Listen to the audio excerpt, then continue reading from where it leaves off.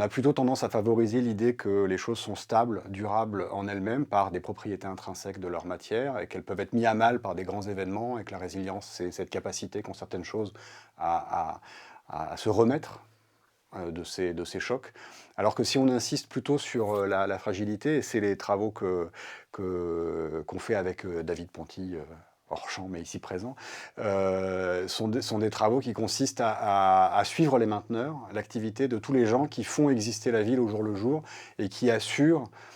qu'elle soit à peu près vivable et qu'elle fonctionne à peu près. Mais c'est toujours dans l'à peu près et c'est toujours un travail absolument continu. Et si on suit le travail des mainteneurs, si on prend très au sérieux la maintenance, si on ne considère pas que c'est une chose un peu annexe, que c'est pas là que tient vraiment la ville, mais qu'au contraire on dit c'est le cœur de l'existence même de la ville, en l'occurrence, mais aussi d'autres formes matérielles, on se met à comprendre que le mode d'existence principal de ces matières, comme la pierre ou le marbre ou le goudron, le bitume, dont on a l'impression d'un peu loin qu'elles sont immuables, qu'elles sont intransformables et qu'elles sont résistantes, on se rend compte qu'elles ont des formes de fragilité et que cette fragilité-là, ce n'est pas des défauts, c'est l'existence même de ces formes et de ces matières. Elle va toujours de pair avec un travail de maintenance, y compris la version numérique des réseaux de la ville et de transformer la ville en un lieu de capteurs et de circulation d'informations. Tous ces objets-là sont des objets avant tout et posent des questions de maintenance. Ce que tous les départements de maintenance savent très bien, mais ce qu'on a tendance à vite oublier quand on dessine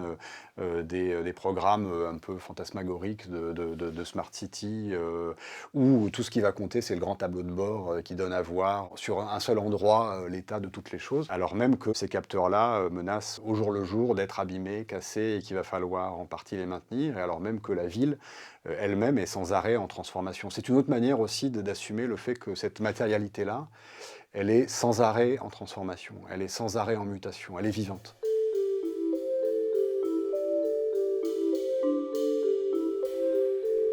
L'idée du néopositivisme de la donnée, c'est une espèce de constat fait il y a quelques années, notamment avec l'émergence des initiatives d'open data,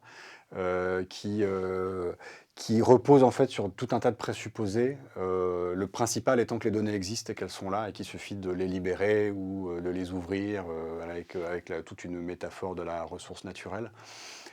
Et que tout ce qui compte, c'est ce qu'on doit faire à partir de ces données-là. Voilà, elles sont là, elles existent, elles sont utilisables, elles sont disponibles, elles circulent facilement. La notion de néopositivisme, elle vient aussi du fait que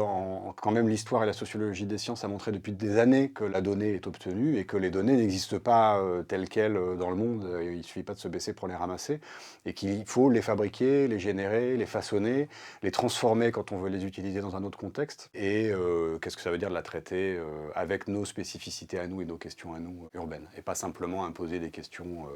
qui viendraient de la science du big data, qui surimposeraient des problématiques d'optimisation et d'efficacité, qui sont souvent un peu les premières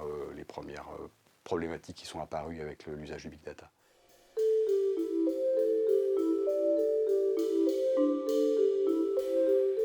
Il y a un risque effectivement de voir disparaître des enjeux politiques au prisme de cette surimposition de problèmes très fonctionnels, très opératoires, on va dire. Mais ça, c'est une manière de configurer les choses qui n'est pas inévitable avec l'usage de la donnée. On peut très bien avoir un usage de la donnée très politique et qui repolitise au contraire complètement ça. Et il faut sans doute mettre en face des projets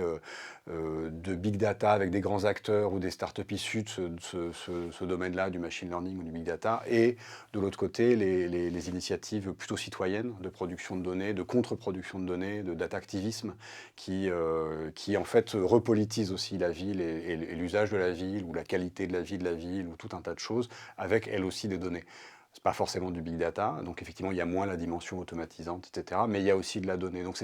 c'est pas dans les données elles-mêmes en tant que telles, entre guillemets, qu'il y aurait un risque d'une certaine politisation, d'une politique de l'optimisation ou du fonctionnalisme, on va dire, mais